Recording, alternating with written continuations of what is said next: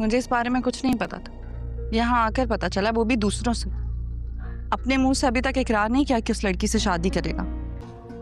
ताकि उन लोगों को भी तो पता चले कि तुम हो, अब सिर्फ तुम ही हो उस सारी जायदाद के वारिस। जरूरत थी बेजाद साहब से मेरी शादी का जिक्र छेड़ने की?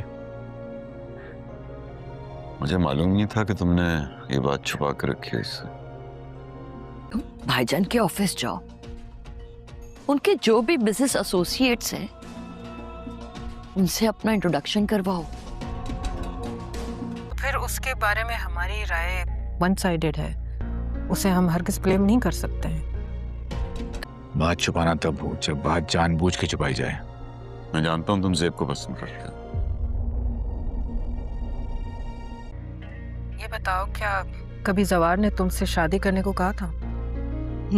नाजरीन, आप देखेंगे कि जवार का बाप अपने बेटे को कहता है कि तुमने ये बात क्यों मीर बेजाद से छुपाई थी। इस पर आगे से जवार कहता है कि मैंने छुपाई नहीं, बल्कि मैं समझता था कोई ज़रूरी बात नहीं है कि मैं उन्हें बताऊं। इस पर उसका बाप कहता है कि मुझे लगता है कि तुम पारिस को पसंद करने लग पड़े हो। दूसरी तरफ आप ये भी देखेंगे कि अब सारा खुल जाएगा खेल आफ्ताब की माँ का अपने भाई के सामने, क्योंकि उसे पता चल जाएगा कि ये भी मेरी बहनोई की तरह एक लालची औरत है कि जो मेरी सिर्फ और सिर्फ जायदाद की भूखी है। इसे कोई दुख नहीं है कि अब इसकी भतीजी इस दुनिया में नहीं रही, लेकिन आफ्ताब अपनी माँ के आगे कुछ भी नहीं बोलता। दूसरी तरफ आप ये भी देखेंगे कि अब मीर बेजाद के सामने अपनी बहन की भी असलियत आ चुकी है और आफ्ताब की भी, और वह जान चुका है कि और कुछ भी नहीं करने वाले ये सब सिर्फ जायदाद की खातिर ये सब कुछ कर रहे हैं और उन्हें सिर्फ जायदाद ही से लेन देन है।